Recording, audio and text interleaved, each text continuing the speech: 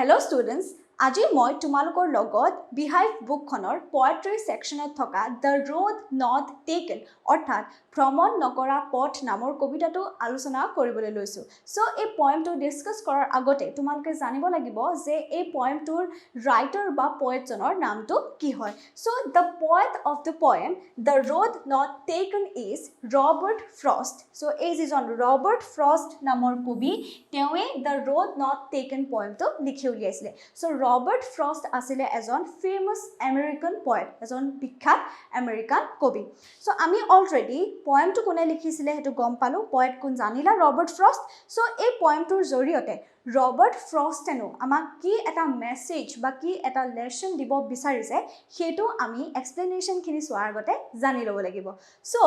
এই পয়েমটোৰ জৰিয়তে ৰবাৰ্ট ফ্ৰষ্টে আমাক ক'ব বিচাৰিছে যে আমি আমাৰ জীৱনত যিবিলাক সিদ্ধান্ত বা যিবিলাক চয়েসেস লওঁ বা আমি যিবিলাক ডিসিশন লওঁ সেই সিদ্ধান্তবিলাকে আমাৰ ভৱিষ্যত জীৱনটো কেনেকুৱা ধৰণৰ হ'ব সেইটো নিৰ্ধাৰণ কৰে। অৰ্থাৎ আমি বৰ্তমান কিবা এটা যদি সিদ্ধান্ত গ্ৰহণ কৰিছো বা কিবা এটা যদি আমি চয়েস লৈছো, বুজি পাইছা, বা কিবা এটা ডিসিশন আমি লৈছো, তেনেহলে সেই সিদ্ধান্তটোৱে আমাৰ বৰ্তমান সময়খিনিকে আগুৰি নাথাকে, আমাৰ ভৱিষ্যতটো সেই সিদ্ধান্তটোৰ ওপৰত নিৰ্ধাৰিত হয়। বুজি পাইছা, বৰ্তমান যে সিদ্ধান্ত লৈছা সেই সিদ্ধান্তটোৰ ফলত আমাৰ ভৱিষ্যত জীৱনটো ভাল হ'ব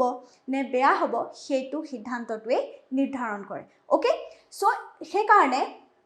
আমি যদি এটা ভুল সিদ্ধান্ত, যদি আমি এটা ৰং চয়েস লওঁ, তেনেহলে সেই ভুল সিদ্ধান্তটোৱে আমাৰ গোটেই জীৱনটোতে বেয়া প্ৰভাৱ পেলাব পাৰে। আনহাতে যদি এটা শুদ্ধ সিদ্ধান্ত বা এটা সঠিক সিদ্ধান্ত গ্ৰহণ কৰোঁ, তেনেহলে সেই সিদ্ধান্তটোৱে আমাৰ ভৱিষ্যত জীৱনটো উজ্জ্বল কৰি তোলাৰ লগতে এটা সফল জীৱনো নিৰ্ধাৰণ কৰিব পাৰে। বুজি পাইছা? সো সেইটো কাৰণে আমি এটা ডিসিশন লোৱাৰ আগতে বহুবাৰ ভাবি চাব লাগে। কিবা এটা সিদ্ধান্ত লোৱাৰ আগতে আমি চাব লাগে যে আমাৰ সন্মুখত যি অল্টাৰনেটিভ অপশনস থাকে, কাৰণ আমাৰ ওচৰত 4-5টা চয়েস থাকে, তাৰ ভিতৰত আমি যেহেতু এজন মানুহ, সো আমি কেৱল এটা চয়েসহে আমি মানে গ্ৰহণ কৰিব পাৰো বা আমি এটাহে সিদ্ধান্ত ল'ব পাৰো। সো সেই সিদ্ধান্তটো গ্ৰহণ কৰাৰ আগত সেই সিদ্ধান্তটোৰ লগত জড়িত যিখিনি এডভান্টেজেস বা ডিসএডভান্টেজেস হওক, সুবিধা বা অসুবিধা হওক, প্রোজ বা যিখিনি কনস হওক, বুজি পাইছা, ভাল বেয়া যিখিনি দিশ, সেইখিনিও আমি ভালদৰে এনালাইজ কৰি বা আমি চালি জাৰি চাব লাগে। কাৰণ এবাৰ যদি আমি এটা সিদ্ধান্ত গ্ৰহণ কৰি লওঁ, সেই সিদ্ধান্তটো আমি আৰু কেতিয়াও সলনি কৰিব নোৱাৰোঁ। কাৰণ এবাৰ আমি এটা ভুল সিদ্ধান্ত গ্ৰহণ কৰি অলপ দিনৰ পিছতে আমি যদি ৰিগ্ৰেট কৰোঁ বা ভৱিষ্যত জীৱনত গৈ যদি আমি ৰিগ্ৰেট কৰোঁ যে কিয় মই সেই সময়ত সেই সিদ্ধান্তটো গ্ৰহণ কৰিছিলোঁ, তাৰ ঠাইত যদি মই সেকেন্ড যিটো অপশন আছিলে সেইটো যদি চুজ কৰিলোহেঁতেন, ভালদৰে যদি ভাবি চালোহেঁতেন, তেতিয়াহ'লে সেই ৰিগ্ৰেটটো কৰি লাভ নাই। কাৰণ অলৰেডি তুমি যিটো ডিসিশন ল'লা সেই ডিসিশনটো তুমি কেতিয়াও চেঞ্জ কৰিব নোৱাৰা। এটা ডিসিশন তুমি এবাৰেই ল'ব লাগিব। সো সেইটো কাৰণে তুমি ভালদৰে ভাবি চিন্তি ল'ব লাগে। বুজি পাইছা? সেইখিনি কথাই আমাক এই কবিতাটোৰ জৰিয়তে পয়েটে বুজাব বিচাৰিছে। সো তোমালোকে নিশ্চয় বুজি পাইছা, ইমান ধুনীয়া এটা মেসেজ দিছে আৰু আই হোপ তোমালোকক ভৱিষ্যত জীৱনত কিছুমান ডিসিশন লোৱাৰ ক্ষেত্ৰতো এই যিটো মেসেজ হয় এইটোৱে বহুতখিনি সহায় কৰিব। সো তোমালোকে বুজি পালা আমি এই পয়েমটোত কি পঢ়িম, এটা খুব ডিপ মিনিং আছে এই পয়েমটোত, ঠিক আছে। আৰু ৰবাৰ্ট ফ্ৰষ্টৰ যিবিলাক পয়েম হয় সেই পয়েমবিলাক যিহেতু খুব সাধাৰণ পয়েম থাকে কিন্তু খুব ডিপ মিনিং দি থৈ যায়, ঠিক আছে, সেইকাৰণে তেওঁ এজন ফেমাস পয়েট হয়। ওকে, সো এইখিনি কথা তোমালোকে বুজি পালা কি পঢ়িম। সো এতিয়া আমি আগবাঢ়ো যে বিফোৰ ইউ ৰিড, অৰ্থাৎ কবিতাটো পঢ়াৰ আগতে যিখিনি কথা আমি জানিব লাগে সেইখিনি কথাত কি দিয়া হৈছে। সো এতিয়া তোমালোকে চাই লোৱা, ইয়াত কোৱা হৈছে This well-known poem is about making choices and the choices that shape us. Okay, so ইয়াত কৈছে যে এই যেটো জনাজাত বা ওয়েল নন, সকলোৰে মাজত পৰিচিত যেটো কবিতা হয় The Road Not Taken, এই কবিতাটোৱে চয়েসেস বা যি ডিসিশনস আমি আমাৰ লাইফত লওঁ সেই চয়েসেস লোৱাৰ কথা আমাক বুজাইছে আৰু লগতে কৈছে কি and the choices that shape us, আৰু যি সিদ্ধান্ত বা যি মানে ডিসিশনে আমাক গঢ়ি তোলে, আমাক শেপ দিয়ে। বুজি পাইছা? কাৰণ তুমি আজি যেটো সিদ্ধান্ত লৈছা সেই সিদ্ধান্তটোৱে তোমাৰ ভৱিষ্যত জীৱনটো নিৰ্ধাৰণ কৰিব। যদি ভাল সিদ্ধান্ত লৈছা সফল হ'বা জীৱনত, যদি কিবা ভুল সিদ্ধান্ত লৈছা সেই ভুল সিদ্ধান্তৰ বেয়া প্ৰভাৱটো গোটেই জীৱন থাকিব। বুজি পাইছা? সো আমি যেতিয়া সিদ্ধান্তটো গ্ৰহণ কৰোঁ সেই সিদ্ধান্তটো গ্ৰহণ কৰাৰ আগত আমি বহুবাৰ ভাবিব লাগে যে কিবা ভৱিষ্যতে গৈ আমাৰ সমস্যা হ'ব নেকি এই সিদ্ধান্তটোৰ ফলত বুজি পাইছা সো সেইখিনি আমি চাব লাগে কাৰণ সেই যেটো চইচ আমি লওঁ সেইটোৱে আমাক কি কৰে শেপ আস আমাক গঢ় দিয়ে বুজি পাইছা সেই কথাটো ওকে বুজি পালা তাৰ পিছতে তোমালোকে চোৱা Robert Frost is an American poet who writes simply but insightfully about common ordinary experiences okay so yat Robert Frost er bishoye ekhar kotha koa hoise so Robert Frost hoise ejon American poet already moi koisile Americar ejon খুব famous poet hoy teo aru teo simply likhe teo je bilak kobita likhe সেই কবিতা বিলাক খুব সাধাৰণ okay যিবিলাক আমি আমাৰ real লাইফৰ লগত ৰিলেট কৰিব পাৰো কাৰণ এই পইণ্টটো আমি পাৰিম ওকে তাৰপিছত কৈছে বাট ইনসাইটফুলি মানে হৈছে তেওঁ একদম ওয়াইডাৰ এসপেক্টছ অফ পয়েমবোৰ লিখে এটা খুব ডাঙৰ অৰ্থ প্ৰকাশ কৰি থৈ যায় পয়েমটো বুজি পাইছা এই ইনসাইটফুলি মিনিংটো তোমালোকে এবাৰ চাই লওঁ মই তোমালোকক দেখাই দিছো in a way that shows a clear and usually original understanding of a complicated problem or situation এটা জটিল সমস্যা বা পৰিস্থিতিৰ বিষয়ে স্পষ্ট আৰু সাধাৰণতে মূল বুজাবুজি দেখুৱা হেতু ইনসাইটফুলি মিনিং হয় তো ইয়াত আমাক পয়েমটোত বুজাইছে যে ইয়াত কবিতাবিলাকটো তেওঁ সিম্পলি লিখে কিন্তু সেই যে সিম্পলি লিখা কবিতা সেই কবিতাবিলাকে আমাৰ জীৱনত আমি ৰিলেট কৰিব পাৰো আৰু লগতে খুব ভালকৈ আমাক এটা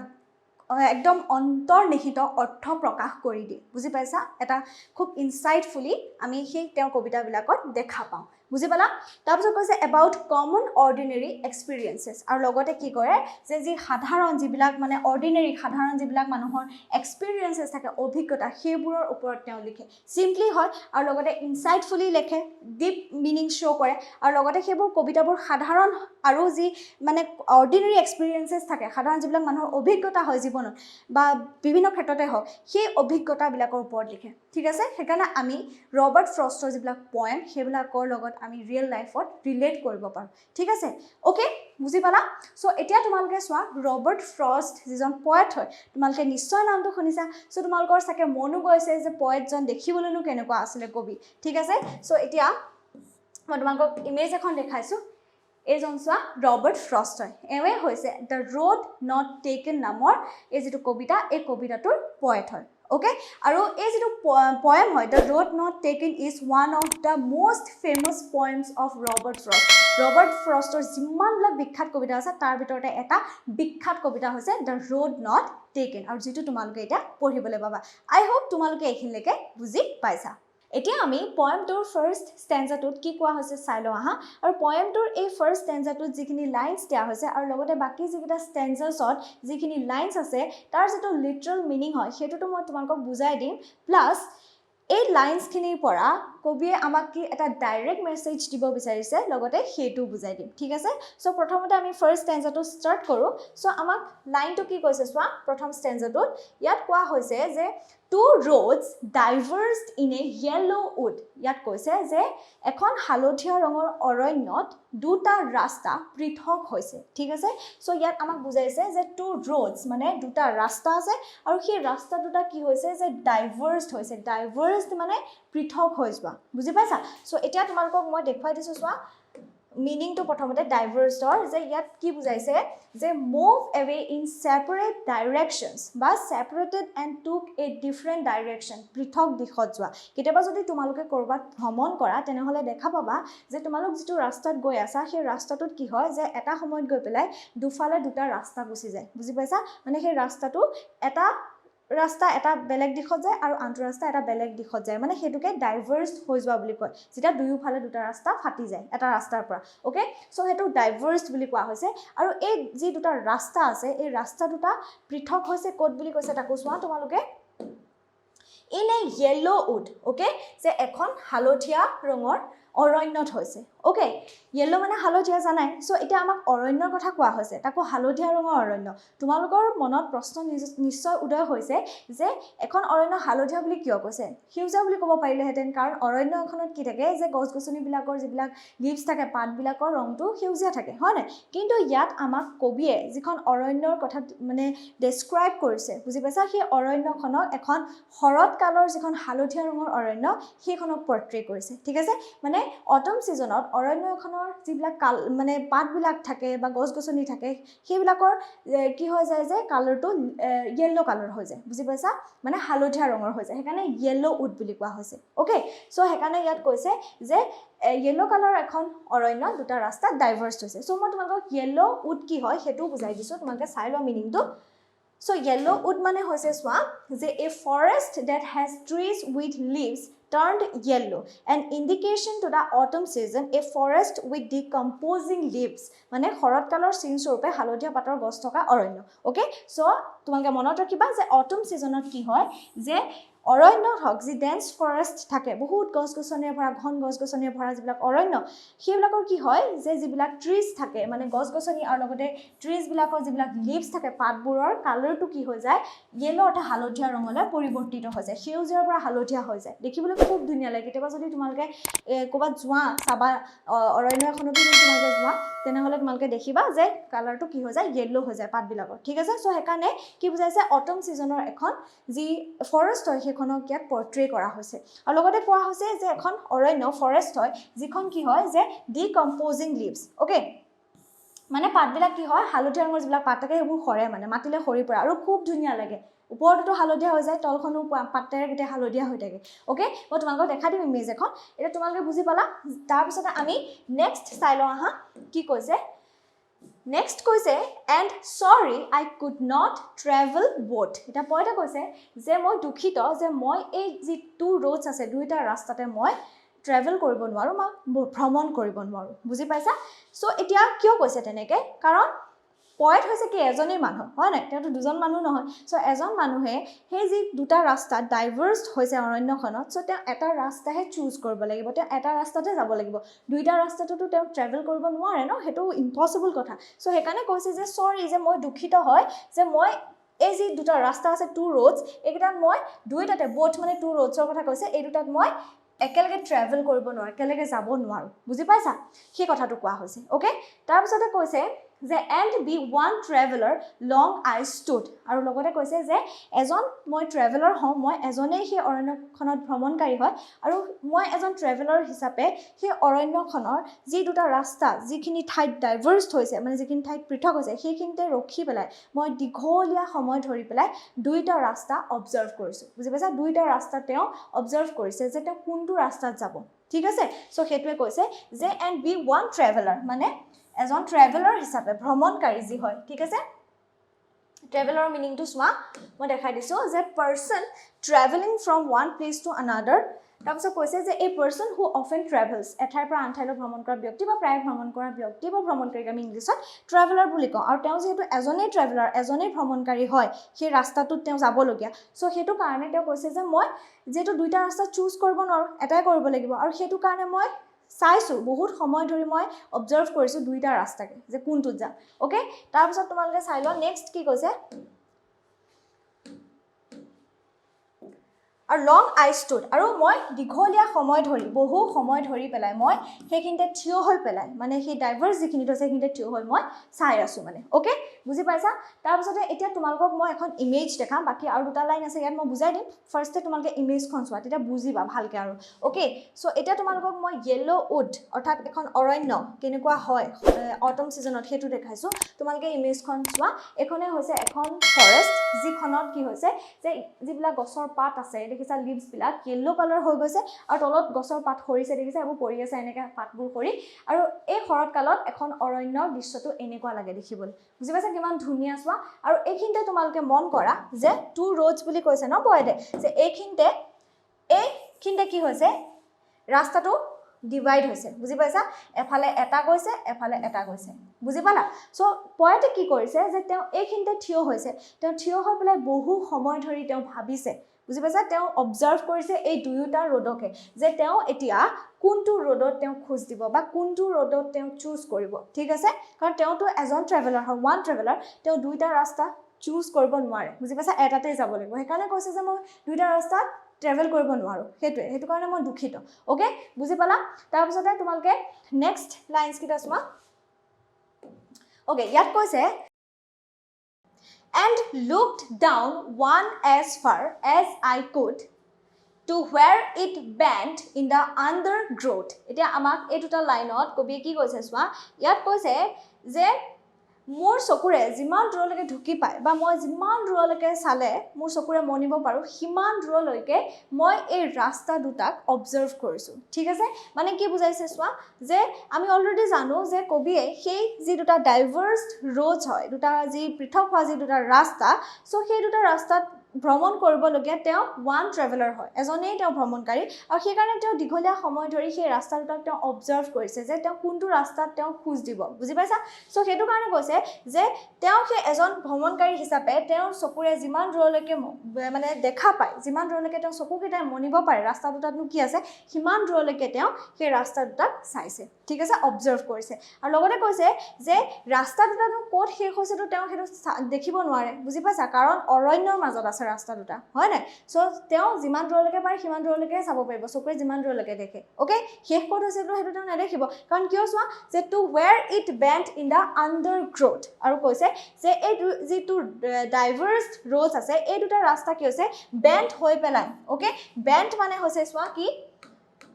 বেন্ট মানে হৈছে কাৰ্ভড এন্ড নট ষ্ট্ৰেইট যেটো কম আমি বেকা আৰু পূৰ্ণ হয় কাৰণ ৰাস্তা দুটাটো ষ্ট্ৰেইট নাই যোৱা বুলি কৈছে বুজি পাইছা বেন্ট হৈ গৈছে বেকা হৈছে আৰু কৈছে যে আৰু গৈ পেলাই কি হৈছে ক'ত শেষ হৈছে হেতু তো আমি নাজানিম কিন্তু চোৱা যে ইন দা আন্ডাৰগ্ৰোথ হয় নে তো আৰু কি হৈছে ৰাস্তা দুটা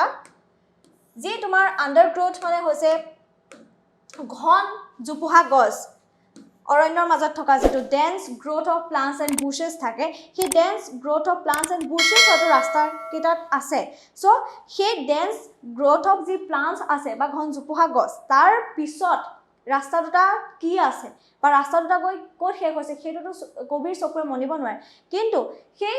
যিমানখিনি দূৰলৈকে পাৰে কবিৰ চকুৰে মনিব সিমান দূৰলৈকে তেওঁ সেই ৰাস্তা দুটা তেওঁ অবজাৰ্ভ কৰিছে ঠিক আছে কাৰণ অৰণ্যৰ মাজত থকা ৰাস্তা যেহেতু আৰু গছ গছনিটো থাকিব জোপোহা গছ গছনি থাকিব ক্লিয়াৰলি তো আমি নেদেখো ৰাস্তাটো একেবাৰে ক'ত শেষ হৈছে হয় না বা বেকাও থাকিব সেই কাৰণে হেতু কোৱা হৈছে ওকে বুজি পাইছা সো এতিয়া তোমালোকে চোৱা মই তোমালোকক ইমেজখনত দেখাই দিও ওকে এখিনিলৈকে তো মই বুজাইছো যে কবি এখিনিত ৰখি আছে আৰু তেওঁ অবজাৰ্ভ কৰিছে যে কোনটো ৰাস্তাত তেওঁ যাব ওকে সো এতিয়া তোমালোকে নিজে চোৱা এই ৰাস্তা দুটা ভালকে যদি লক্ষ্য কৰা তেনেহলে তোমালোকে দেখিবা যে এনেকে তো গৈ আছে এইখিনি বা এনেকে বেন্ড হৈ পেলাই গৈছে দেখিছা এনেকে বেন্ড হৈ গৈছে আৰু এটো ৰাস্তাও এনেকে গৈ পেলাই কি হৈছে এনেকে বেন্ড হৈছে হয়নে বেন্ড হৈছে নাই নাই সো হেতু কাৰণে তোমালোকে চোৱা যে কবিৰ হয়তো চকুৱে ইমানখিনিলৈকে হয়তো মনিব পাৰিব বা ধৰি লোৱা ইমানখিনিলৈকে মনিব পাৰিছে যে কি আছে এইখিনিত হয় নাই তাৰপিছত বা এটো ৰাস্তাটো চাই লোৱা যে ইমানখিনিলৈকে তেওঁ দেখিছে বা কি আছে কিন্তু ইয়াৰ পাছত হয়তো ডেন্স গ্ৰোথ অফ প্লান্টস আছে হয় না ঘন জোপোহা গছ গছনি আছে সো তাৰ পাছত ৰাস্তাকিটা ক'ত শেষ হৈছে বা ৰাস্তাকিটা কি আছে তেওঁ জানো চকুৰে মনিব পাৰিছে নাই পৰা হয় না নোৱাৰে হেতু কাৰণ মানুহৰ চকুৰেটো ইমান দূৰলৈকে নেদেখে সো যিমান দূৰলৈকে পাৰে তেওঁ সিমান দূৰলৈকে এই ৰাস্তা দুইটাকে অবজাৰ্ভ কৰিছে ওকে বুজি পালা সো আমি এইখিনিলৈকে পঢ়িলো হয় না সো তোমালোকক মই এতিয়া এখন ইমেজটো দেখালো সো এটা ভিডিও এটাও দেখাই দিম ঠিক আছে কেনেকৈ তেওঁ মানে অবজাৰ্ভ কৰিছে ৰাস্তা দুটা জাস্ট বুজিবৰ কাৰণে মই ইমেজটা আনিছো তোমালোকৰ আগত মই প্লে কৰি দিছো চোৱা দেখিছা ধৰি লোৱা এজন কবি তেওঁ এনেকৈ ৰখি আছে ওকে ৰখি আছে তেওঁ চাইছে যে তেওঁ কোনটো ৰাস্তাত খোজ দিব ঠিক আছে তেওঁ এনেকৈ অবজাৰ্ভ কৰিছে যে মই কোনটো যাম মানে কোনটো চুজ কৰিম এটো যাম নে এটো যাম ঠিক আছে কাৰণ এজন ট্ৰেভেলাৰ তেওঁ দুইটা ৰাস্তাত ভ্ৰমণ কৰিব নোৱাৰে এটাই চুজ কৰিব লাগিব ঠিক আছে আই হোপ তোমালোকে ভিডিওটো চাই বুজিছা আৰু লগতে এই ইমেজখনো চাই পেলাই যেটো আমাক বুজাইছে ফাৰ্স্ট ষ্টেঞ্জাটোৱে হেতু বুজি পাইছা সো এখিনিলৈকে আমি যিখিনি পঢ়িলো হেতু হৈছে কি যে এই পয়েমটোৰ যেটো লিটাৰেল মিনিং হয় ঠিক আছে সো মই কৈছো যে ডাইৰেক্ট মিনিং এটাও তো শো হৈছে ন সো এটা ইয়াত কি বুজাইছে ডাইৰেক্ট মিনিংটো বুজাইছে কি যে কবিৰ সন্মুখত দুটা চয়েস আছে ঠিক আছে টু ৰোডস বুলি যে কৈছে টু ৰোডস কি ইন্ডিকেট কৰিছে দুটা চয়েসক ইন্ডিকেট কৰিছে ঠিক আছে আৰু সেই যে দুটা চয়েস হয় সেই দুটা চয়েসৰ কেৱল এটা চয়েসে কবিয়ে ফাইনাল ডিসিশন হিচাপে তেওঁ সিলেক্ট কৰিব পাৰিব ঠিক আছে আৰু সেই কাৰণে কোৱা হৈছে যে তেওঁ ট্ৰেভেল বোথ মানে দুইটা ৰোডতে তেওঁ ট্ৰেভেল কৰিব নোৱাৰে হয় না দুইটা পাথতে ট্ৰেভেল কৰিব নোৱাৰে মানে তেওঁ যি লাইফত যি দুটা চয়েস আছে তাৰ ভিতৰত তেওঁ দুটা চয়েস ল'ব নোৱাৰে হয় যদি তেওঁ অপচন এ যেটো আছে মানে যেটো এ চয়েস হয় হেতু চুজ কৰিলে তেওঁ বি কৰিব লাগিব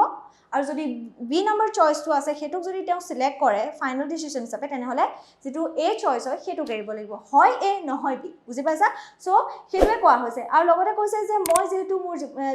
জীৱনত চয়েস কৰিব লাগিব দুটা মোৰ ওচৰত অল্টাৰনেটিভ চয়েসেস আছে সো হেতু কাৰণে মই বহু সময় ধৰি পেলাই যিমান সময় ধৰি মই ভাবিব পাৰো বা যিমান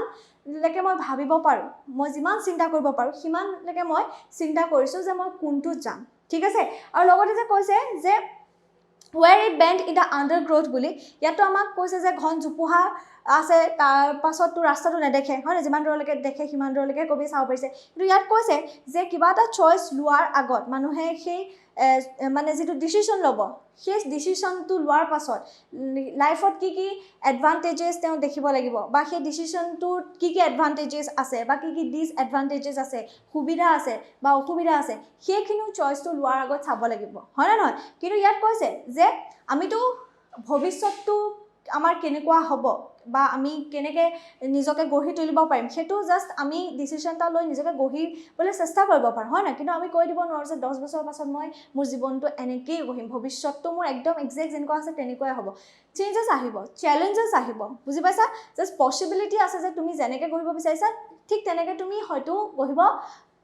একদম 100% নোৱাৰিব পাৰা কিন্তু অলপ হলেওটো তোমাৰ হ'ব হেখিনি বুজি পাইছা কিন্তু হেতু নহয় যে একদম যেনেকৈ তুমি ভাবিছা তেনেকৈটো হ'ব বুজি পাইছা তাত বহুত অবস্টেকলস থাকিব চ্যালেঞ্জেস থাকিব হেকিনো তুমিটো ফেস কৰিব লাগিব বুজি পাইছা সো হেতু কাৰণে কিবা এটা চয়েস লোৱাৰ আগতে ভালদৰে ভাবিব লাগে এডভান্টেজেস কি ডিসএডভান্টেজেস কি আছে বুজি পাইছা হেতুৱে ইয়াত কবিয়ে কৈছে যে ৰাস্তা দুটাটো কি হৈছে বেন্ড হৈ পেলাই যেটো ডেন্স ফৰেষ্ট আছে তাৰ পাছতটো হয়তো শেষ হৈ গৈছে ডেন্স ফৰেষ্টৰ পাছত কি আছে তো তেওঁ নেদেখে হয় না সো তেনেকৈ আমি আমাৰ ভৱিষ্যতত আমি কি হয় যে কি হ'ব একেবাৰেটো আমি একদম শেষলৈকে আমি সফল হোৱালৈকেটো আমি হেতু দেখিব নোৱাৰো হয় না আমি ৰাস্তাত কি অবস্টেকলস পাম হেখিনিটো আমি এতিয়া নেদেখো জাস্ট এডভান্টেজেস আৰু ডিসএডভান্টেজেস কি থাকিব পাৰে হেখিনি আমি ভালদৰে চাই চিটি লোৱাটো উচিত বুজি পাইছা হেতুকে কোৱা হৈছে ওকে সো তোমালকে বুজি পালা যে এই যে টু ৰোডস আছে এই টু ৰোডসক কবিয়ে তেওঁৰ জীৱনত দুটা চয়েসেছৰ লগত পৰ্ট্ৰে কৰিছে ঠিক আছে আৰু লগতে সেই চয়েসেছৰ ভিতৰত কবিয়ে কৈছে যে মই যেহেতু দুটা চয়েস ল'ব নোৱাৰো ললে হয়তো এটাই ল'ব লাগিব হেতু কাৰণে মই বহু সময় ধৰি ভাবিছো যে মই কোনটো চয়েসক ফাইনাল ডিসিশন হিচাপে লম আৰু হেতু কাৰণে যিমান সময় পাৰো সিমান সময় মই এই দুইটা চয়েসতে কি ডিসএডভান্টেজেস আছে বা কি এডভান্টেজেস আছে হেখিনি মই এনালাইজ কৰিছো অবজাৰ্ভ কৰিছো আৰু হেখিনি কৰাৰ পাছত কবিয়ে এটা চয়েস তেওঁ ফাইনাল ডিসিশন হিচাপে ল'ব লাগিব তেনেকৈ আমি আমাৰ লাইফতো হেতু কৰো হয় না ফৰ এক্সাম্পল তোমালকে চাই লোৱা যে তোমালক বৰ্তমান ক্লাস 9 ত আছা ইয়াৰ পাছত তোমালকে 10 পাবা 10 পোৱাৰ পাছত তোমালকৰ জীৱনত তোমালকে চয়েস কৰিব লাগিব যে তোমালকে আৰ্ট স্ট্ৰীমত পঢ়িবা নে সায়েন্স স্ট্ৰীমত পঢ়িবা নে কমাৰ্স স্ট্ৰীমত পঢ়িবা বুজি পাইছা তোমালকৰ ওচৰত তিনটা অপচন থাকিব আৰ্ট সায়েন্স কমাৰ্স এটা তোমালকে বোলে মই আৰ্টছতো পঢ়িম মই সায়েন্সতো পঢ়িম মই কমাৰ্সতো পঢ়িম তেনেকেতো নহব হয় না তোমালকে যদি আৰ্টছ চয়েস কৰা তেনেহলে কমাৰ্স আৰু সায়েন্স আহিব লাগিব যদি সায়েন্স চয়েস কৰা কমাৰ্স আৰু আৰ্টছ এৰিব লাগিব বুজি পাইছা সো সেই তিনিটাৰ ভিতৰত তোমালকে এটাহে চুজ কৰিব পাৰিবা হয় না ফৰ এক্সাম্পল তোমালকে ধৰি লোৱা যে তোমালকে ডক্টৰ হ'ব বিচাৰিছা বা তোমাৰ বোলে মন গল বোলে মই লয়াৰ হ'ব বিচাৰিছো তো তুমি চয়েস কৰিব লাগিব যে তুমি ডক্টৰ হ'ব বিচাৰিছা বা লয়াৰ হ'ব বিচাৰিছা ঠিক আছে সো ডক্টৰ হ'বৰ কাৰণে তো তুমি সায়েন্সত পঢ়িব লাগিব লয়াৰ হ'বৰ কাৰণে তো তুমি আৰ্টছত পঢ়িব লাগিব বুজি পাইছা সো হেতু কথা তুমি দুইটাকে চয়েস কৰিব নোৱাৰা তুমি এটাই কৰিব লাগিব সো তোমাৰ লাইফৰ ডিসিশন তুমি এটাই ল'ব লাগিব সো হেতুৱে কোৱা হৈছে সো এতিয়া তোমালোকৰ 9 10 পঢ়ি থাকোতে হিমানখিনি বাৰ্ডেন নাই কেৰিয়াৰক লৈ ইমান টেনশন নাই আহিবহে হেতু কাৰণ যেতিয়া তোমালোকে হাই সেকেন্ডাৰী পঢ়িবা তোমালোকে সাবজেক্ট চুজ কৰিব লাগিব কি সাবজেক্ট লবা হেকিনো চুজ কৰি ল'ব লাগিব বুজি পাইছা আৰু সেই যেটো তোমালোকে সাবজেক্ট চুজ কৰিবা হেতুৰ পৰাই তোমালোকে ভৱিষ্যতে কি হ'বা হেতু নিৰ্ধাৰিত হ'ব মই যেটো তোমালোকক পঢ়াইছিলো প্ৰথমতে ইন্ট্ৰোডাকচনত হয় না নহয় যেটো বুজাইছিলো তোমালোকক সো হেতুৱে কথা ওকে সো তোমালোকে আই হোপ এখিনলৈকে পয়েমটোৰ যি লিটাৰেল মিনিং হয় আৰু লগতে যি তোমাৰ ডাইৰেক্ট মিনিং শো হৈছে ফাৰ্স্ট ষ্টেঞ্জাটোৰ পৰা হেখিনি বুজি পাইছা